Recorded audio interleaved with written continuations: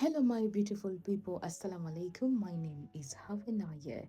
Okay, so this story is honestly one of the strangest stories you have ever heard or you ever going to hear about the Hollywood Walk of Fame because it involves Donald Trump, a pickaxe, and a guitar case, and one man paying $20,000 to bail out another man who had done almost what he did. So let's go back to 2016. There was this guy named James Otis, and he was 52 years old at the time. And one day he walks up to Donald Trump's star on Hollywood Walk of Fame carrying a pickaxe and a sledgehammer, and he starts smashing it. Now, obviously, people see what is happening, police get involved, and Otis is arrested for felony vandalism.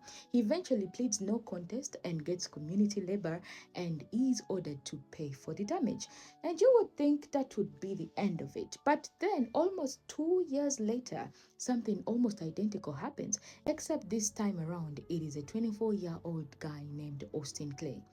Austin walks up to the exact same Trump star, but he doesn't just walk up carrying a pickaxe where everybody can see it. No, he hides the pickaxe inside the guitar case. And when he gets to the star, he pulls it out and starts smashing. And somehow the story gets even stranger because after destroying the star, Austin actually calls the police himself. According to the reports, he calls the dispatcher and says, "See you soon." About an hour later, he turns himself in. Now, Austin is arrested and his bail is set at $20,000. And this is where James Otis comes back into the story. Because when Otis hears about this young guy getting arrested for destroying Trump's star, he apparently thinks, wait a minute, I've been here before. So Otis reaches out to TMZ and says he's going to pay Austin Clay's $20,000 bail. And remember, this is not his brother. It is not his friend. It is not somebody he planned this with.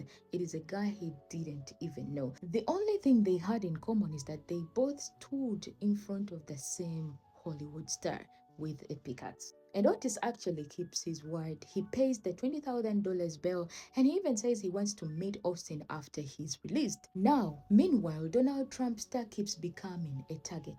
It's been vandalized and defaced several times over the years, and every time it happens, the Hollywood Chamber of Commerce has basically taken position that the stars are going to be repaired regardless of who the star belongs to. Their message was pretty simple. If you disagree with someone politically, express it through your vote, not by destroying property. But here's the thing about James Otis. He wasn't finished with that star because in 2020 he comes back again and this time he's dressed as the Incredible Hulk. Yes, the Hulk. And once again, he vandalizes the same Trump star before turning himself in. And then we jump all the way to 2026. Otis is now 62 years old and he gets arrested again, this time at a No Kings protest in West Hollywood after refusing to clear a blocked intersection while carrying a large American flag. So when you look at this whole story, it's actually pretty unbelievable. One man destroys Trump's star, 2 years later, another man destroys the same exact star, and instead of the first man condemning the second man, he pays his $20,000 bail. Two strangers, two pickaxes, one very famous star, and somehow out of all this chaos, these two men ended up connected by the strangest thing imaginable. They both knew exactly what it felt like to stand in front of that star and smash it. And honestly, whether you agree with what they did or not, that part of the story is pretty hard to forget. One star, two pickaxes, and one very unexpected act of solidarity. This is my first storytelling. I hope you liked it. My name is Hawanaya. You can give me the feedback in the comments. Please, if you haven't subscribed to my YouTube channel, please think about it. The link is in the bio, my bio. It will take you straight to my YouTube channel and subscribe. At hand, I have 98 subs. I'm looking forward to having 1,000, 20,000, 1 million, inshallah.